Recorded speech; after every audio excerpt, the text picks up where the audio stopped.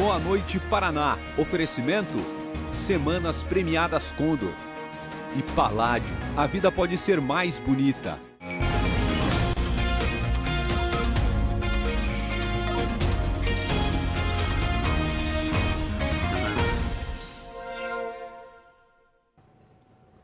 Olá, boa noite. Boa noite para você. Homem que deixou esposa e filho presos dentro de casa por 5 anos, agora é considerado foragido pela Justiça. Juíza coordenadora de ações em defesa da mulher revela que só 1% dos agressores estão presos antes do julgamento em Curitiba. A própria construção do processo penal brasileiro, ela tem um olhar mais para o réu, né? Secretário de Segurança reforça a importância das denúncias feitas para a polícia. Briga entre 2 vereadores agita o plenário logo depois de uma sessão numa cidade na região norte do estado. Em uma cidade com quase 400 mil moradores, praticamente sem água durante 3 dias. Essa é Ponta Grossa, que você vê na imagem ao vivo. Hoje, alguns moradores até têm água nas torneiras de novo. A gente vai mostrar que 1 em cada 10 casas continua sem água, agora 23 graus.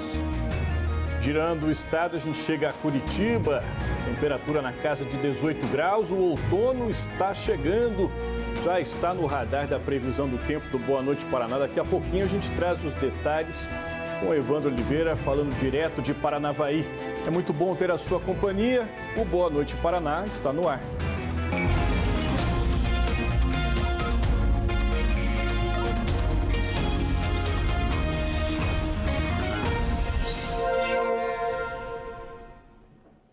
Essa foto aqui no telão é de Jean Machado Ribas. Segundo a polícia, ele é o suspeito de manter a mulher e o filho presos dentro de casa, presos durante 5 anos em Itaperuçu, cidade da região aqui de Curitiba. A gente ainda não havia mostrado o rosto desse homem, justamente para preservar a identidade da vítima. Afinal de contas, quem conhece esse homem naturalmente poderia conhecer talvez a esposa, que foi resgatada na semana passada, mas agora Jean Ribas é considerado foragido pela Justiça e por isso a gente está aqui divulgando para que você possa, inclusive, ajudar a polícia com informações. O repórter Emanuel Perim nos atualiza ao vivo sobre esse caso. Oi, Emanuel, boa noite. Boa noite para você, boa noite a todo o Paraná que está com a gente. Um caso que veio à tona na última sexta-feira, quando houve a prisão em flagrante desse homem. Junto a isso, esse caso relatado pela mulher de que ela ficou em Itaperuçu, na área rural, 5 anos sob posse dele em cárcere privado. De acordo com o relato dessa mulher, tinha até uma câmera que o marido teria instalado ali de frente para a porta, para ela não sair de casa. A criança de 4 anos também ficava presa, via as agressões, já que ela afirmou que era agredida também por esse homem. Esse homem foi preso em flagrante, só para resgatar a linha do tempo. Aí no domingo, ele passou, nesse domingo passado, por audiência de custódia. Ele foi solto porque, no entendimento do Ministério Público nessa audiência, ele não representava nenhum tipo de perigo, não tinha antecedentes criminais e a medida protetiva era suficiente para garantir a segurança da vítima. Mas um dia depois, o Ministério Público voltou atrás, pediu a prisão preventiva. A Justiça também compreendeu a importância dessa prisão, só que aí era tarde demais. Esse suspeito já estava foragido e está desde terça-feira. A polícia segue procurando ele. E a gente tem imagem, inclusive, de um bilhete, escrito por essa mulher. Primeiro, a polícia chegou até ela por conta de um e-mail que ela mandou do computador do agressor para a Casa da Mulher Brasileira, que faz esse serviço de proteção às mulheres. Ela mandou um e-mail relatando o que aconteceu. A polícia chegou até a casa dela em Itaperuçu e verificou a situação. Mas antes disso, 15 dias antes, ela fez esse bilhetinho bem simples, pedindo ajuda. E agora, a ajuda tem que partir da população para encontrar esse suspeito que segue foragido. Importante, Soler, como você falou, esses canais da polícia estão abertos para que a população possa denunciar. Inclusive, Emanuel, por meio de denúncias anônimos, Não é preciso se identificar para ajudar nessa investigação. Obrigado, viu? Até mais. Bom, essa semana, o Paraná acompanhou atônito 2 casos graves de violência contra a mulher. E por decisão da Justiça, os agressores foram mantidos em liberdade. E agora, como a gente viu, estão foragidos. E aí é impossível não perguntar por que a justiça não agiu antes. Veja na reportagem de Carolina Wolff. Os dois casos aconteceram com poucos dias de diferença. Um na região metropolitana de Curitiba e outro no litoral do estado. O desfecho é parecido. 2 agressores soltos e agora foragidos. Em Paranaguá, um estupro, comprovado com imagens e áudios. Uma jovem saiu de uma boate de madrugada acompanhada por um homem quando foi atacada. O estupro ocorreu em um banheiro desativado de um posto de combustíveis. As câmeras flagraram uma mulher de 25 anos sendo puxada à força para dentro do banheiro. Foram 2 pedidos de prisão feitos pela polícia e pelo Ministério Público, que apresentou denúncia pelo crime de estupro. Os 2 pedidos foram negados pela Justiça. A decisão foi aplicar medidas cautelares, como proibição de se aproximar da vítima e o uso de tornozeleira eletrônica. Mas o agressor não apareceu para colocar o equipamento. Mesmo assim, a Justiça negou a prisão. Só no começo dessa semana, depois de um recurso do Ministério Público ao Tribunal de Justiça, o mandado de prisão foi expedido. O homem fugiu. Em Itaperuçu, na região metropolitana, a Justiça também colocou em liberdade um homem que teria mantido a mulher em cárcere privado por 5 anos. Segundo a polícia, imagens comprovam que ela foi agredida e ameaçada. No começo de março, ela deixou um bilhete em um posto de combustíveis. Escreveu que sofria violência em casa. O funcionário entregou o bilhete à polícia, que não conseguiu localizar a vítima. Uma semana depois, ela mandou um e-mail à casa da mulher brasileira pedindo ajuda. O homem foi preso em flagrante. Mas na audiência de custódia, o MP considerou que, por ser réu primário, não ter antecedentes criminais e não ter medidas protetivas anteriores, poderia responder em liberdade. Depois, o MP voltou atrás e pediu a prisão preventiva dele. Alegou que é perigoso e coloca em risco a segurança da mulher e de seus familiares. A Justiça, então, mandou prender, mas ele também está foragido. De acordo com a CEVID, a Coordenadoria Estadual da Mulher em Situação de Violência Doméstica e Familiar aqui do Tribunal de Justiça, a prisão em casos de crimes contra a mulher antes do julgamento é exceção. Aqui em Curitiba, por exemplo, em uma das varas, dos 3.000 processos abertos, os agressores estão presos em apenas 30, ou seja, 1% dos casos. De acordo com a vice-coordenadora da CEVID, hoje em todo o país, há uma preocupação excessiva com o réu e não com a vítima. A própria construção do processo penal brasileiro, ela tem um olhar mais para o réu, né? A Lei Maria da Penha é recente, ela é de 2006, ela não tem nem 20 anos, e ela que começa a trazer, né, uma perspectiva de um olhar para as mulheres, para as vítimas de violência, né? Não só mulheres, as crianças, adolescentes, mas é algo muito mais recente na nossa legislação, esse olhar para a vítima. O judiciário é machista?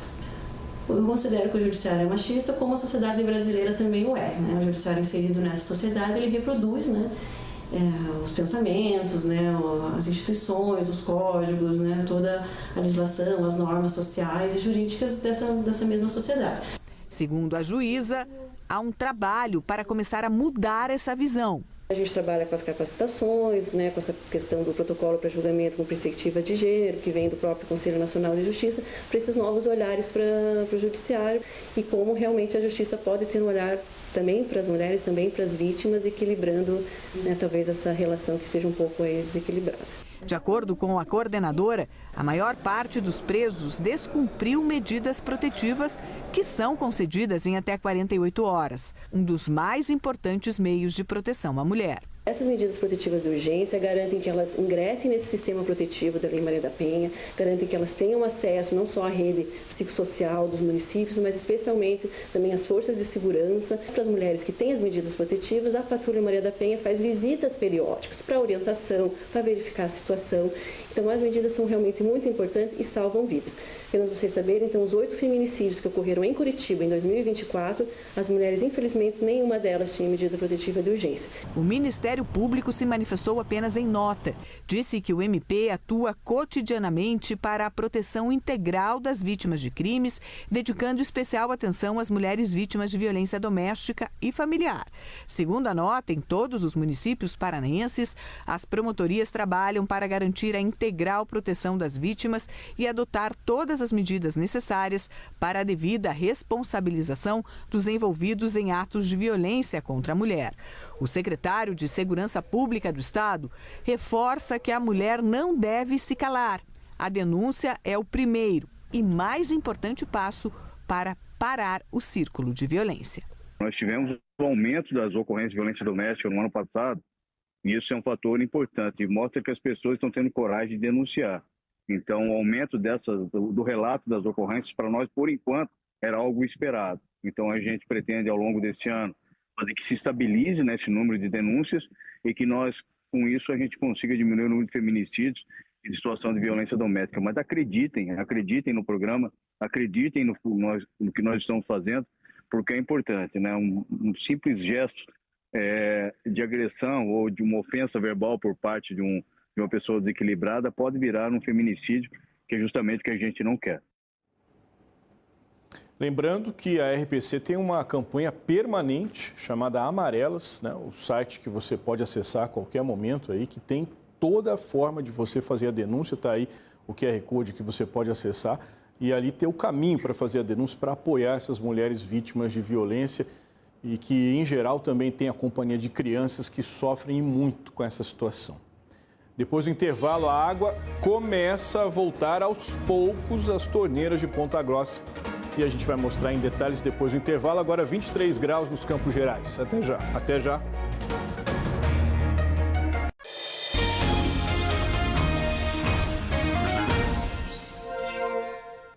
Agora 7 horas e 12 minutos, imagem ao vivo de Guarapuava. Olha que lindo entardecer no centro-sul do estado. Faltam menos de 12 horas para o começo do outono. Agora 22 graus em Guarapuava. Bom, o outono está chegando e nós queremos a sua visão, o seu registro dessa nova estação. Registre esse momento especial, envie sua foto por meio do aplicativo Você na RPC. Uma dica importante. Coloque o nome da sua cidade no perfil, porque assim nós conseguimos destacar ainda mais a sua região nos nossos telejornais. Veja só como é fácil cadastrar a sua cidade. No menu, você, aqui na parte de baixo da tela, você clica em sua cidade e pronto. Bem simples, né? Quando você cadastra o nome da sua cidade no nosso aplicativo, a gente sabe onde você mora.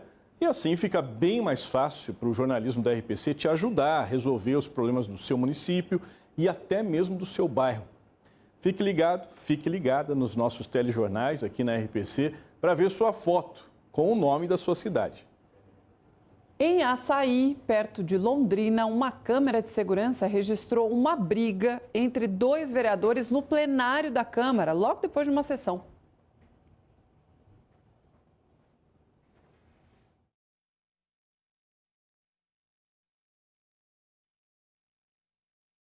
PC Caminhoneiro de camisa rosa e Juninho do Cartório de camisa branca. Quando Juninho se levanta e vai em direção à saída, é empurrado pelo outro vereador. Você notou aí que o comecinho entrou sem áudio, né? Sem o áudio do Felipe Bacarin. Agora sim, a gente vai ver esse caso lamentável de agressão dentro de uma Câmara Municipal. Veja aí. A confusão começou com uma discussão entre os vereadores PC Caminhoneiro de camisa rosa e Juninho do Cartório de camisa branca. Quando Juninho se levanta e vai em direção à saída, é empurrado pelo outro vereador. A partir daí, começa uma série de agressões físicas, com socos e chutes. Outros vereadores e assessores tentam separar a briga. Já fora do prédio, a confusão continuou e um vereador tentou fechar o outro no trânsito. A polícia militar foi chamada e um boletim de ocorrências aberto. Segundo a PM, teria havido uma ameaça de morte. Nenhum dos envolvidos ficou ferido durante as agressões. Absolutamente lamentável. A gente vai ao vivo agora para o norte do estado conversar com o Felipe Bacarin, que traz desdobramentos desse caso, porque amanhã essa confusão vai ser assunto na sessão da Câmara Municipal lá da cidade. Boa noite, Felipe.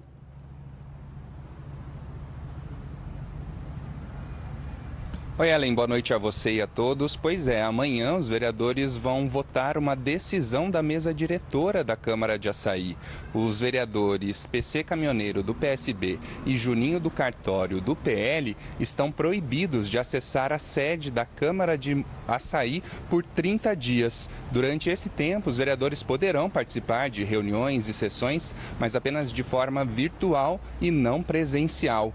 Segundo a diretoria da Câmara, o objetivo dessa proibição é resguardar a segurança e integridade física dos vereadores, servidores e também dos moradores que acompanham presencialmente as sessões na Câmara de Açaí.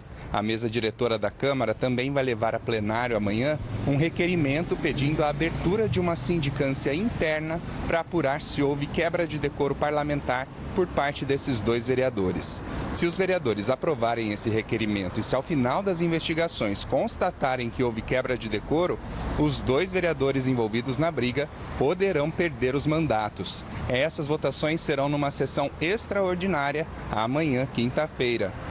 O advogado de Juninho do Cartório disse que o vereador apenas se defendeu das agressões e pediu para que a mesa diretora reveja, a proibição da entrada do parlamentar na Câmara de Açaí. Por telefone, o vereador PC Caminhoneiro informou que, neste momento, prefere não se manifestar nem sobre as agressões que ocorreram dentro da Câmara, nem sobre o pedido de afastamento temporário. A gente ainda não conseguiu descobrir o que levou a essa confusão dentro da Câmara de Vereadores de Açaí. Ellen. E de qualquer forma, nada justifica, Açaí é uma cidade super pequena ali na região de Londrina, quase 14 mil habitantes, mas o Boa Noite Paraná segue sim de olho nessa situação e a gente atualiza aqui para você. Obrigada, viu, Felipe? Uma pesquisa apontou que 24% dos consumidores já deixaram de pagar contas básicas para aproveitar uma promoção. Surgiu preço bom? Tem gente que gasta com consciência, sem se endividar. Quando está em promoção, eu fico de olho e se me agrada, eu levo. Se o preço está bom também, daí aproveitar. E tem quem não resista àquela sensação instantânea. Bendita roupa que trouxe alegria. Me senti muito feliz, porque eu comprei aquilo que eu quis, usufruir, entendeu? Então foi muito importante. Eu quis me presentear dessa forma. E qual conta que atrasou? Ai, agora eu não consigo me lembrar. Acho que foi a conta da televisão. Uma pesquisa feita a nível nacional apontou que 24% dos entrevistados já atrasaram contas básicas como água ou luz para comprar algo sem planejamento. E o que pode levar a essa decisão? A ciência tem uma teoria para essa impulsividade. Nosso cérebro tem 3 estruturas: cérebro límbico, responsável pelas emoções, neocórtex, mais racional, e o reptiliano, algo mais voltado aos nossos reflexos, instintos. O problema é quando essa parte, chamada de cérebro reptiliano, resolve agir durante as promoções. As campanhas publicitárias podem ativar gatilhos mentais e a gente acaba invertendo a ordem de prioridades. Mas se não há condições financeiras, é preciso resistir a esses estímulos da parte mais primitiva do nosso cérebro. Até porque aquela blusinha na promoção não é questão de sobrevivência. Até porque essa alegria pode não durar muito tempo. Basta pegar a compra em mãos e o brilho acaba. Naquele momento ela comprou, gera o quê? Dopamina, serotonina, sensação de alegria, empoderamento e tal. Só que aquilo é temporário. Ela atinge um auge e vai fazer o quê? Depois volta pro vale. O professor tem um exemplo, aquele celular de última geração. Pode ser investimento se você trabalha com ele, mas se for só para a foto ficar mais bonita, é um gasto. Muitas vezes pagou 16 mil reais. Meu Deus, o que eu fiz? Então se faz um processo de reativação para você reafirmar essa certeza. Você pagou, mas compensou. Então essa pessoa fala, eu comprei, mas valeu a pena. Será mesmo que valeu a pena? Se esse hábito se torna constante, o Sérgio orienta a busca por uma ajuda psicológica. Mas a gente sabe que pode acontecer de dar aquela escorregada. Só não dá para esquecer que dinheiro não vem de graça e nem sempre é usado por só uma pessoa. Não existe planejamento financeiro individual, é familiar. E as pessoas muitas vezes elas endividam não pelo grande. O cara não vai comprar uma casa, ele vai comprando pequenos itens supérfluos ao longo do mês, aquilo que acaba muitas vezes sabotando o orçamento da família. Então, primeiramente, se você mora com alguém, combine com a pessoa. Temos de controlar todos nós. Mais de 200 pacientes ficaram sem atendimento hoje em um centro de especialidades médicas de Cascavel. O motivo? Falta de internet. Estão chamando aí, essa época, vergonha para mandar a gente embora para casa, porque está sem sistema. A maioria do pessoal já foi embora, está fora desse sistema, está um vucu-vucu danado. O vídeo foi feito por uma paciente que aguardava consulta agendada no Consórcio Intermunicipal de Saúde do Oeste do Paraná, o CISOP. O local, que funciona como um centro de especialidades médicas, tem sede em Cascavel, mas também atende moradores de outros 25 municípios da região. Gente como o seu Gilberto, que saiu cedinho de casa e perdeu a viagem. É complicado, né? A gente sai de lá às 5 da manhã. Não, saiu mais sair da casa, né? Vim aqui e ter que voltar de novo. Os funcionários informaram aos pacientes o motivo dos cancelamentos. Disse que não tem internet, agora voltou. Falei, por que o doutor não me atende? Ela falou, ele não vai vir mais. Segundo a operadora de telefonia, um furto de cabos foi o responsável pela queda do sinal de internet. Segundo a direção do CISOP, sem internet, os médicos não conseguiram acessar o sistema em que registram os prontuários dos pacientes. Por isso, 241 pessoas ficaram sem atendimento hoje. Mas a gente já, de antemão, já começou a fazer o reagendamento desses pacientes para que eles não fiquem em prejuízo do seu atendimento. Não vão precisar ficar na fila novamente, começar na fila desde o começo? Não, de forma alguma, né? Uma que a gente segue uma ordem cronológica e eles eram, né? E houve essa secção por causa de um problema externo, mas a gente vai retomar, né? E alinhar juntamente com os demais que já estavam também, para tentar ir fazendo esses encaixes para poder não deixar de dar o atendimento. Tem que pegar lá de novo para a gente vir outra vez aqui. Vamos ver para quando que vai ser agora, né? Tem sido aos poucos, mas moradores de Ponta Grossa começaram hoje a ter água nas torneiras. Mas 1 a cada 10 casas ainda esperam pela normalização nesse abastecimento. Devagarinho, a água começa a voltar em algumas regiões de Ponta Grossa. Mas o problema persiste para muita gente. Nessa creche, as aulas continuam suspensas. As torneiras ainda estão à míngua. Tivemos que suspender novamente as aulas, né? E eu sei que isso gera um constrangimento para a gente, né? E para os pais é um transtorno, porque as crianças que a gente atende aqui são crianças que os pais realmente precisam, porque trabalham fora. Nos bairros, os caminhões-pipa distribuem água para quem ainda não tem. Tá crítico, né, cara? Só onde eu moro ali tem 6 crianças que estudam. Não estão indo para aula para tomar banho, tá complicado isso daí.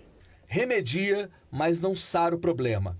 A instabilidade do fornecimento de água começou há um mês. Desde o dia 13 de fevereiro, a Sanepar faz manobras de desligamento programado em várias regiões de Ponta Grossa. Em muitos lugares, a água até voltou, mas ainda não é o suficiente. Antes de começar a faltar água aqui na cidade, essa piscina aqui estava cheia e ainda tem um pouquinho de água e foi a salvação para essa família. Seu Celso, essa água aqui vocês utilizaram para poder resolver a situação. Sim, mais descarga, ou menos, né? Para descarga e outras coisinhas aí. Daí pega a água da cisterna, que é de chuva, para ferver, tomar banho e fazer as comidas. É um problema tão grave, né? Porque começou isso a faltar água aqui que dia? Domingo de manhã. Agora começou a chegar, mas sem pressão não sobe na caixa. Ah, então a água começou a chegar aqui, essa é uma região alta da cidade, a água começou a chegar, mas é tão pouca água que não consegue encher, chegar até a caixa d'água. Chega na caixa. Qual que é a sensação, né? Desde domingo, né, se arrastando esse problema, a cidade inteira diante disso, qual que é a sensação que o senhor tem? Uma sensação de impotência. Porque falta de planejamento da Sanepar, porque isso aí deveria ter sido planejado bem antes. A equipe dessa lavanderia passou a madrugada esperando a volta d'água. Temos um reservatório de 10 mil litros que aguenta meio expediente. Toda a nossa produção parada, as máquinas desligadas, nada para fazer. Vamos ligar para os funcionários não vir trabalhar. Tendo isso aqui de serviço. Um grande prejuízo para nós e para os nossos clientes. A água voltou, vocês estão trabalhando até na madrugada, né? Trabalhando até na madrugada. A gente chegou a virar turno. O meu patrão dormiu de segunda para terça, de terça para quarta, esperando a água vir para poder lavar a roupa o quanto antes para estar entregando para os hotéis. Para a gente entregar o quanto antes as demandas, porque é uma demanda muito grande. Não tem como a gente ficar parado. As meninas tiveram que dobrar o turno. Entraram de manhã e saíram só 4 horas da tarde. A outra menina entrou meio-dia, foi embora 7 horas da noite. Então a gente teve que dobrar para poder dar continuidade no serviço, que a gente não pode parar. Então foi um caos total. A gente entrava na lavanderia, não sabia para onde que ia. Você ia para frente, ia para trás, se dobrava, se esticava, que estava horrível de trabalhar. A gente está falando de uma das maiores cidades do Brasil. Ponta Grossa tem 370 mil habitantes. Não é uma situação pontual, algo que a gente vem mostrando aqui há semanas. O Bruno Fávaro, inclusive, está lá, está aqui ao vivo conosco. Vamos chegar aqui no telão para conversar com ele. Ô, Bruno, a Ellen está sempre de olho aqui no nosso aplicativo. Muita gente mandando mensagem dizendo que ainda está com torneira seca em casa, em Ponta Grossa. O que você está notando aí agora à noite, hein? Oi, Solé, boa noite para você, para todos os amigos que estão com a gente. Se a gente pensar, 10% da população ainda está sem água numa cidade com mais de 300 mil habitantes, ou seja, muita gente ainda sofrendo com isso, principalmente nas regiões mais altas aqui de Ponta Grossa. O que a gente consegue observar é essa situação aí. Creches, escolas ainda estão fechadas. Eu estou bem em frente à Universidade Estadual de Ponta Grossa. Normalmente, nesse horário, a universidade estaria bastante movimentada, mas os portões estão fechados, as aulas são remotas, justamente pela falta d'água aqui na cidade, que se arrasta desde domingo. Agora, no fim da tarde, a Sanepar nos enviou uma nova nota dizendo que desde a manhã de hoje o abastecimento foi restabelecido em 90% dos domicílios aqui de Ponta Grossa, mas apresenta baixa pressão, principalmente nesses locais mais altos aqui da cidade, que então, portanto, as pessoas ainda não têm o restabelecimento completo da água. A Sanepar ainda disse que caminhões-pipa vão continuar auxiliando o abastecimento dos clientes prioritários, né, durante esse período aí, até que a situação volte ao normal. A Companhia de Abastecimento aqui do estado, ela disse e confirmou que a situação deve voltar ao normal a partir de amanhã. Ou seja, esperança para as pessoas aqui de Ponta Grossa que estão sofrendo com essa falta d'água desde domingo. Soler e Ellen. Obrigado, Bruno. Até mais. Bom, nesse mais de um mês em que os moradores de Ponta Grossa enfrentam a falta de água, o Boa Noite Paraná atualizou cada passo dessa situação. Nós mostramos o transtorno de quem está com dificuldade para fazer comida, para tomar banho, para lavar a louça, para lavar roupa, para escovar os dentes. Uma lista do básico, do que a gente precisa para sobreviver. Neste último mês, órgãos públicos suspenderam atendimento, escolas tiveram que dispensar alunos. Aí os pais não conseguiram sair para trabalhar. Ficar sem água provoca um caos generalizado. E a gente estava lá para dar voz a quem está sofrendo ainda, trazer informações importantes sobre esse rodízio e, claro, cobrar os responsáveis. É para isso que o jornalismo da RPC existe. Em Ponta Grossa, os moradores estão enfrentando falta de água. O que mais a gente fica indignado é que são 6 dias. Mais de 100 mil pessoas sem água, né, com esse calorão. Pais tiveram que buscar os filhos nas escolas antes do horário normal. Por quê? Porque faltou água. Falta de água não dá pra ver, né? Porque tá chovendo bastante. E muita gente vai ficar sem água amanhã e durante o fim de semana também, né, Thaís? Conversei com uma cabeleireira hoje pela tarde que falou que no sábado vai ter que remarcar as clientes. Seguimos de olho. Milhares de moradores passaram o dia hoje sem água em Ponta Grossa. Isso está se repetindo há quase 10 dias. 1/3 dos moradores tem ficado sem água nas torneiras, mesmo com o calorão. Banho na casa do seu Vanderlei, só de caneca. Enche nos galão, os balde. É uma falta de respeito com o ser humano e com os contribuintes aqui de Ponta Grossa. A população de Ponta Grossa merece uma solução rápida, né? A gente está falando de 3 em cada 10 moradores sem água na torneira no auge do verão. Moradores estão preocupados porque vão ter que enfrentar o calorão desse carnaval sem água nas torneiras. A gente não poderia nem, acho que talvez nem abrir o estabelecimento, né? Moradores da cidade voltaram a ficar sem água hoje, com a retomada dos cortes no fornecimento feitos pela Sanepar. O corte vai afetar por dia 45 mil imóveis. A justificativa é que o calorão fez o consumo de água tratada aumentar. 7 em cada 10 moradores de Ponta Grossa estão sem água desde ontem e muitos têm buscado socorro em uma fonte pública. São 70 litros por vez. Se não tivesse isso daí, o que seria de nós sem água, né? É humilhante para todo mundo, eu acho. Essa água da cozinha é para beber, para lavar louça e para cozinhar. Ainda tem o banheiro, né? A gente vai pegar água aqui, vai ferver em casa e vai esperar esfriar para poder beber. 2025 e morador fazendo fila em bica para poder tomar água, né? Pois é, durante todo esse tempo aí nós demos espaço para que a Sanepar falasse sobre os problemas e orientasse a população. Hoje, o presidente da Sanepar, Wilson Bleif, pediu desculpas aos moradores de Ponta Grossa e falou sobre os 30 dias de cortes e falta de água. O que aconteceu? O que gerou essa falta de abastecimento de água em Ponta Grossa? Bom, foram dois fatos distintos, né? Primeiro, uma onda de calor que trouxe uma demanda 25% maior do que a demanda média. Isso fez com que nós tivéssemos que fazer algumas manobras, fazer algumas operações para que pudéssemos ter um abastecimento de toda a cidade.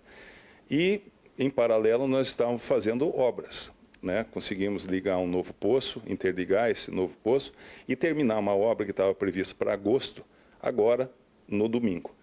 Tudo que poderia ocorrer de errado nessa obra aconteceu. E nós tivemos daí o segundo episódio, que foi essa falta de água de segunda a terça, com restabelecimento a partir dessa noite de terça-feira e, quem sabe, a normalização nesta quarta-feira. Então, são dois problemas distintos.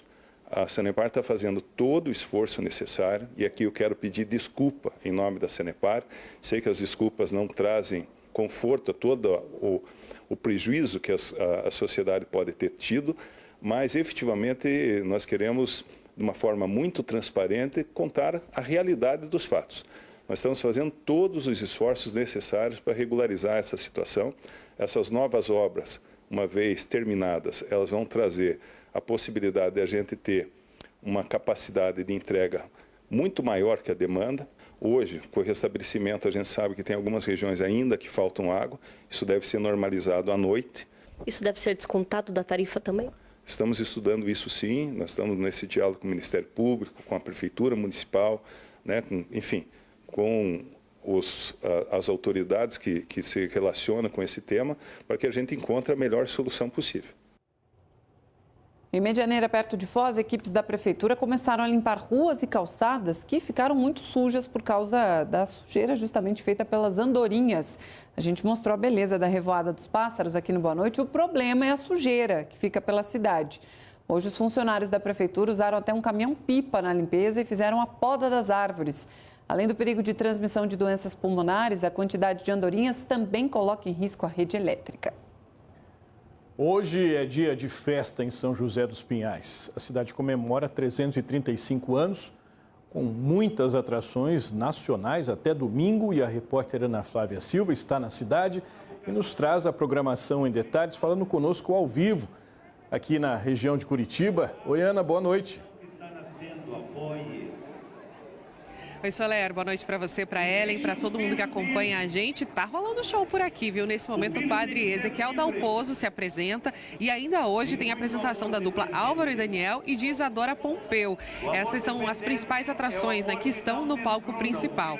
Amanhã o cantor Daniel se apresenta por aqui a partir das 8h30 da noite e na sexta-feira Ana Castela também vai se apresentar a partir das 9 da noite. Fim de semana tem mais shows com Fernando e Sorocaba no sábado e Israel e Rodolfo no domingo para encerrar todos esses dias de comemoração pelos 335 anos de São José dos Pinhais. E aí um serviço importante para quem está em casa e quem vem aos shows, vem celebrar, é que as ruas aqui no entorno têm bloqueios pontuais, né? A Travessa José Zilioto, a Rua Voluntários da Pátria, a Paulino de Siqueira Cortês, a Reinaldino Schaffenberg de Quadros e também a 7 de setembro. Todas elas têm bloqueios justamente por causa da aglomeração de pessoas por aqui. E aí, é claro, tem agentes do trânsito fazendo a orientação aos motoristas, mas a gente reforça para quem está em casa, né, que for vir para cá, se puder, inclusive nem venha de carro, né, venha com carro de aplicativo, com transporte coletivo, para não enfrentar um trânsito um pouquinho mais carregado aqui nesse entorno. Inclusive, as linhas do transporte coletivo também sofrem algumas alterações de itinerário, principalmente as que passam por essas ruas que têm bloqueios, e aí também fica o alerta para quem vai passar por aqui. Mas até domingo tem muita celebração, muita festa para quem mora em São José e para quem está aqui na região celebrando celebrar o aniversário da cidade. Obrigado, Ana. E parabéns aí aos são joanenses. Depois do intervalo, a previsão do tempo para o outono. A nova estação chega amanhã bem cedinho. Boa noite, volta já.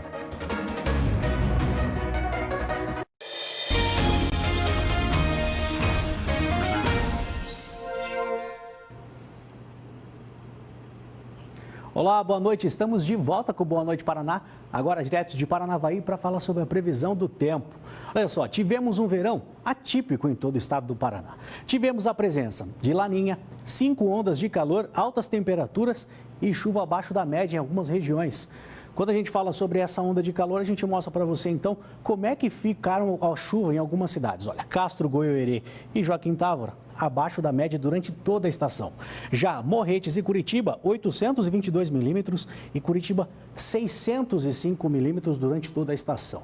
E quando a gente fala desse calorão todo, essas 5 ondas de calor, a gente fala, olha só, Foz do Iguaçu, 39, Marechal Cândido Rondon, 38, Diamante do Norte, 38 e Planalto, 37, foram as maiores temperaturas para essa cidade durante a estação.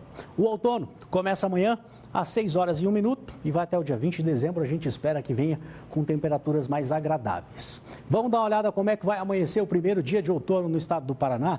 21 graus em Paranavaí, 20 em Foz do Iguaçu, 13 em União da Vitória e 15 graus em Curitiba. Quando a gente olha para as temperaturas máximas, 31 graus em Paranavaí também, Foz do Iguaçu, 25 graus em Curitiba e 26 graus no litoral.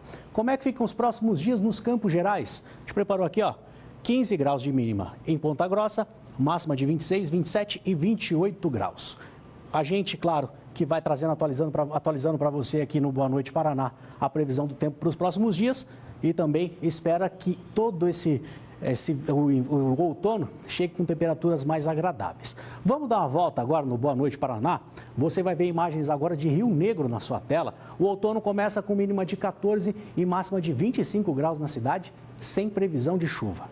De lá a gente vai para Pucarana, no norte do estado, Catedral Nossa Senhora de Lourdes, e eu volto com vocês no estúdio Soler e Ellen. Obrigada, Evandro, pelas informações. Quer saber como vai ser o outono? A gente te conta. O outono chega e traz uma trégua nas ondas de calor intenso, quando muitas cidades paranaenses registraram as maiores temperaturas da série histórica. Tô muito triste que o verão tá acabando. O frio já começa as gripes, já não dá certo. Por isso que a gente aproveitar o último resquício assim do verão para trazer as crianças para dar uma respirada mesmo. Eu amo o frio, então eu tô dando graças a Deus que o verão tá indo embora, porque essa é a temperatura ideal para mim. Essas folhinhas que se tornaram um símbolo do outono logo vão estar todas assim, secas e caídas das árvores. É que o outono deve ser uma estação bem típica em 2025, com temperaturas amenas e menos chuva. O que muda em relação ao ano passado é que em 2024 as temperaturas ficaram em média 2,5 graus acima da média histórica. Nesse ano a gente pode esperar um aumento, mas menor do que foi registrado no outono passado. Quando a gente fala temperatura acima da média, também não estamos dizendo que vai fazer calor absurdo agora no outono, né? Mas temos uma tendência para o contexto da estação de uma temperatura que, em média, fica um pouco acima do normal, para a maioria das regiões. Os meteorologistas também esperam o mês de maio um pouco mais chuvoso do que abril e junho, principalmente no sudoeste e oeste do estado. Segundo o CIMEPAR, não há previsão de seca e nem excesso de chuva neste outono. Isso porque os fenômenos Laninha e El Niño, que poderiam causar mudanças significativas, não estão no radar. Eu observo que nesses próximos meses a gente vai ter, então, uma influência de neutralidade mais próxima da média histórica no Paraná, né? Outra característica marcante da estação é a chamada amplitude térmica, a diferença entre a temperatura mínima e a máxima no mesmo dia. Isso significa noites e manhãs mais frias e tardes aquecidas. As ondas de calor dão espaço aos dias mais gelados. As geadas devem chegar já no fim de abril em algumas cidades. O pessoal pode tirar o casaco já do roupeiro, mas para a segunda quinzena de abril, início de maio, a gente já pode observar, né, incursões polares mais intensas que trazem aí dias mais gelados, com geada e também a formação de nevoeiros, né? Eu não vejo a hora de pôr um casaco e um cachecol, para mim tá ótimo. Não tenho muita saudade do frio não, tá? Ó, a Sally mandou uma foto do outono para nós, ela que é de 4 Barras, colocou a cidade aqui no aplicativo. Amanhã a gente entra no ar mais cedo, 15 para 7, esperando sua companhia. A gente espera você, amanhã tem Jogo do Brasil, mas a gente chega mais cedo. Boa noite para você, até amanhã.